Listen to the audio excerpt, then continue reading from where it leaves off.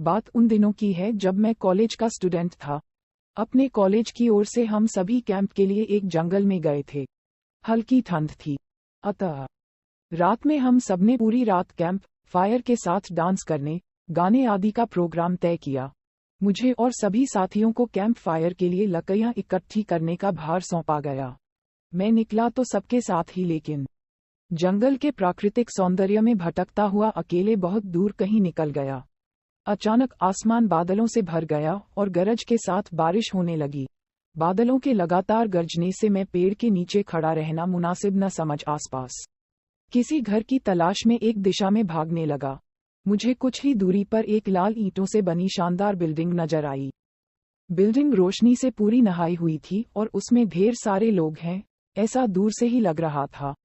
मैं तेजी से भागते हुए उस बिल्डिंग में जा घुसा और सामने से आती हुई एक खूबसूरत नर्स से टकराते टकराते बचा। नर्स ने मुझे घूर कर देखते हुए कहा, बहुत अधिक भीग गए हो, सर्दी लग जाएगी।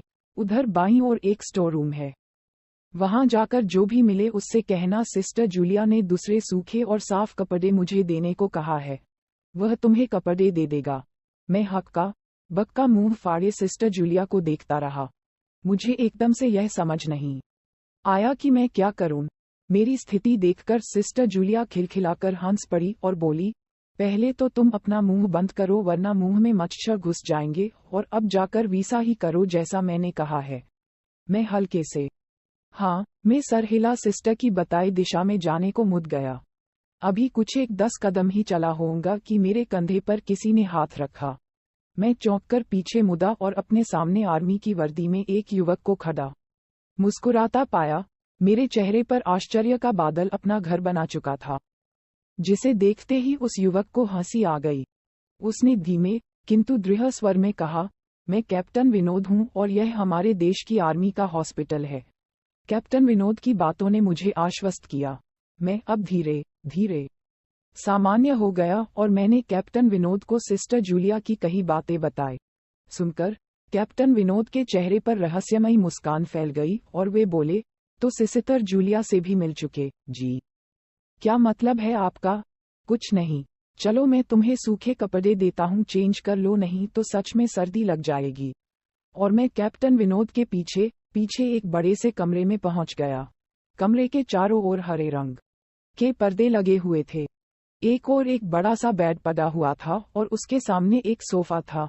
बीच में एक टेबल था जिस पर 2 ग्लास, एक बड़ी बोतल ब्रांडी की और 1 या 2 पत्रिकाएं पड़ी हुई थी। कमरे के एक कोने में एक बड़ी सी अलमारी थी, जिसमें से कैप्टन विनोद ने एक आसमानी रंग का कुर्ता पायजामा निकालकर मुझे दिया और कमरे से लगे बाथरूम की ओर इशारा किया। मैं बाथरूम से कपड़े चेंज कर जैसे ही निकलने लगा, मेरी नज़र बाथरूम की एक दीवार पर पड़ी। वह खून के छींटों से भारी हुई थी। ये देखकर मैं घबरा गया और जल्दी से बाहर निकलने को मुड़ा कि बाथरूम में लगे आईने में खुद को ही देखकर चौंक गया। आईने में मेरा पूरा शरीर तो नजर आ रहा था, लेकिन मेरे शरीर पर से मेरा सर गायब था।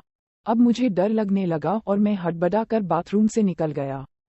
मुझे इस तरह बाहर निकलते देख कैप्टन विनोद ने हंसकर पूछा, क्या हुआ? अरे हाँ, तुमने तो अब तक मुझे अपना नाम ही नहीं बताया। कहाँ जाओगे? बाहर बहुत तेज बारिश हो रही है। लेकिन तुम जाना क्यों चाहने लगे अचानक, यह मैं समझ नहीं पा रहा हूँ। कैप्टन विनोद, आपकी बाथरूम की एक दीवार पूरी खून के छींटों से भरी हुई है और आपके बाथरूम में लगा आईना भी कुछ अजीब सा है। उसमें मुझे मेरा पूरा शरीर तो दिखाई दिया, लेकिन मेरा सर ही गायब था। मैं अब बिल्कुल भी नहीं रुकूंगा, यहाँ बारिश में ही भीगता हुआ अपने कैंप तक जाऊंगा। कहते हुए मैं कमरे से बाहर जाने वाले दरवाजे की ओर बढ़ा। रुको! तभी कैप्टन विनोद की कड़कती आवाज गूंजी, तो तुमने सब कुछ देख ही लिया? जी, क्या मतलब है आपका? मेरी आवाज में डर भर गया था। मतलब चाहे जो हो, तुम तब तक यहाँ से नहीं जा सकते जब तक मैं तुम्हें कुछ बता न दूं। क्या बताना चाहते हैं आप? जो आज तक कोई न जान सका, जो आज तक कोई न जान सका वह मैं जानकर क्या करूंगा? प्लीज अब मुझे जाने दें। मैं डर से रुआंसा हो गया।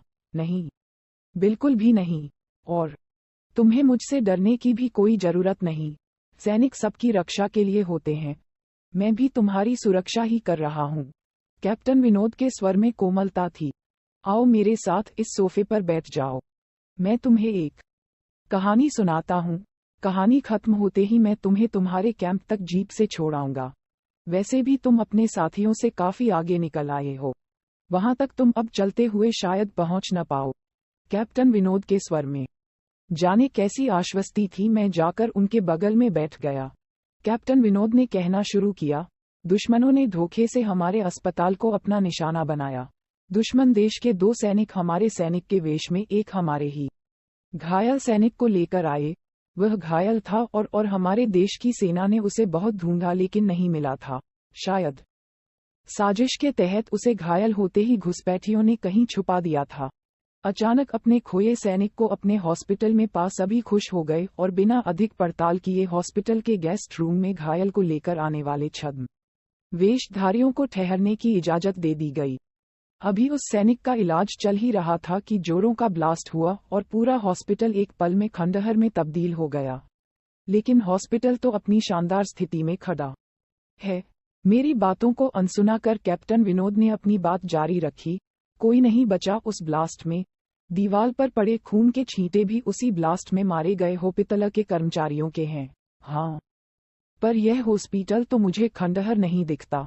जवाब में कैप्टन विनोद के चेहरे पर रहस्य भरी मुस्कान फैल गई और उनका चेहरा अजीब से भावों से भर गया।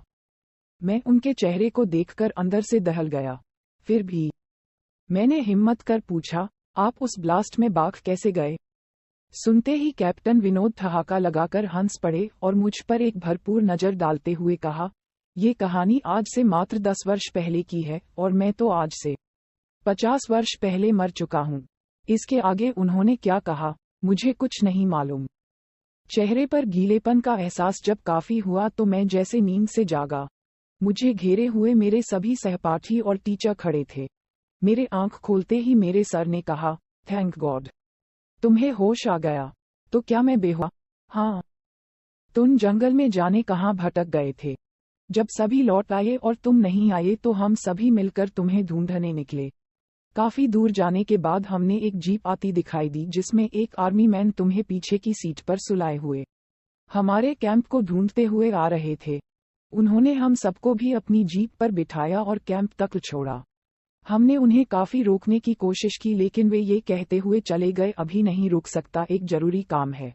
जब हमने तुम्हारे बेहोश जाने और उन तक तुम्हारे पहुंचने के बारे में पूछा तो बोले, सोमेश ही बताएगा और जो भी बताएगा वह सब अक्षरश सच होगा। सबकी उत्सुक निगाहें अपनी ओर लगी देख मैंने धीमे स्वर में पूछा, जोड़ क्या उनका नाम कैप्टन विनोद था? सर ने हाँ में सर हिलाया। मैंने सबको उधर चलने को कहा जिधर से सबने जीप आती देखी थी। पहले तो सर तैयार नहीं हुए लेकिन मेरे बहुत कहने पर वे राजी हो गए। सुबह होते ही हम उधर की ओर गए। मैं उस जगह पर पहुंचकर गहरे आश्चर्य में डूब गया। वहां एक अधजला खंडहर था जिसके एक टूटे पत्थर पर लिखा था, आर्मी हॉस्पिटल।